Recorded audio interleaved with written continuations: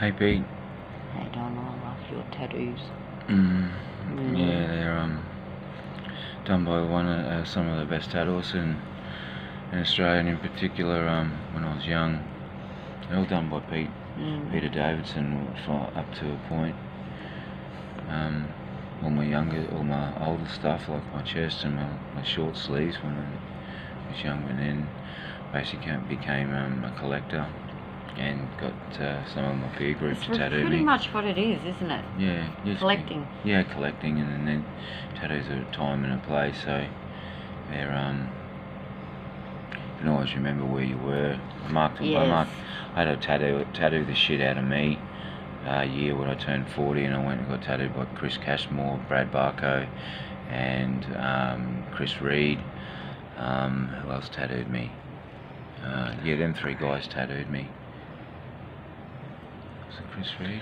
You have a pretty damn good collection. And then I wound up in Broadford at the bar and told everybody, what are you doing here, Don? The show's not till September or October when we used to do it. I was there in April, and I said, it's my 40th, and they were like, you're in big trouble. And why? Because they just started ringing the boys, and everybody turned up. Just brought them all in. And it just so happened I was the last man standing. I was sitting in the kitchen. I had a block of cheese in one hand. I had a block of cheese in one hand. I had it was in the fridge. And I had a block of cheese in one hand and a big piece of ham that was uncut up. Blind drunk, and I was talking to Harrow's dog. It was a bulldog, and he was just sitting there with me, and I'm like, what's your name, mate? And would you like a piece? Quack quacking. Would you like some? I was, feeling pretty chuffed. Yeah, very chuffed at the time. I was. Anyway, we looked at a video last night, and we're going to post it today. It's the first video we ever made, with regards to us getting our heads around the video thing, because when we used to fall off the cart, there would be some bizarre shit that would go on because of the video becoming the third person in the room. So we'd be like talking to it like it was somebody there. Well, yeah, we're very confused about it. And then when let's just be honest. Don thought we were live chatting, and I was live chatting us, and I wasn't, because I was waving at the camera and stuff like that, and I have my take on it and Don has his take on it. Yeah, well, so at the end of the day, it was apparent to us when we started videoing ourselves from the beginning that it was extremely difficult to be ourselves when the camera was on. It was always like there was somebody there.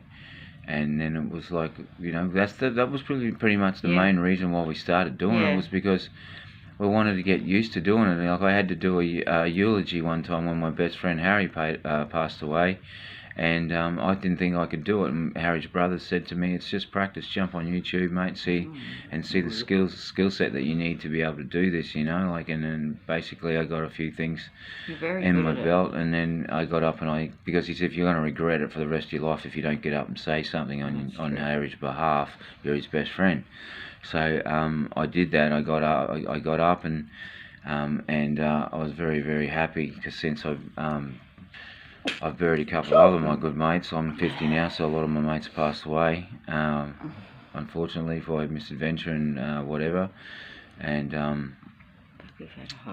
yeah, at the end of the day, I got a lot better at it, public speaking. So the video thing was, I didn't understand why I couldn't talk on camera properly, and I would become somebody else. I would start acting and carrying on.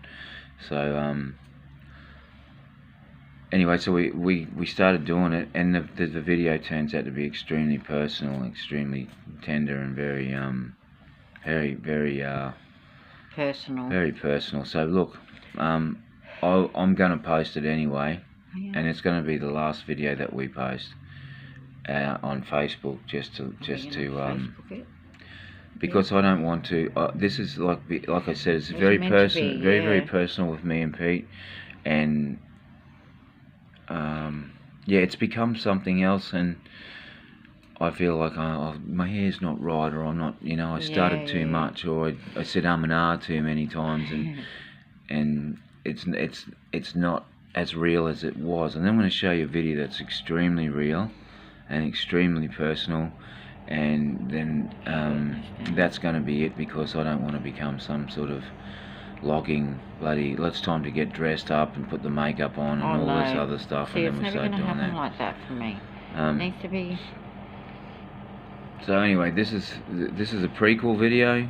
I'll put this on this morning, and then I'll play one more, and then that'll be it for the Facebook thing. So I can just keep if you want to see anything else that we've been logging, they've got the YouTube channel. You're welcome to have a squiz at that. But yeah. Peace. I forgot to tell you, you look lovely today, Pete. Yeah, your face is all filled out now. You haven't got any wrinkles on you at all. Love your witchy hair. He's a real life banshee, a real life good witch. Yes, she is. You're a dag. See ya. So, anyway, see ya. Bye.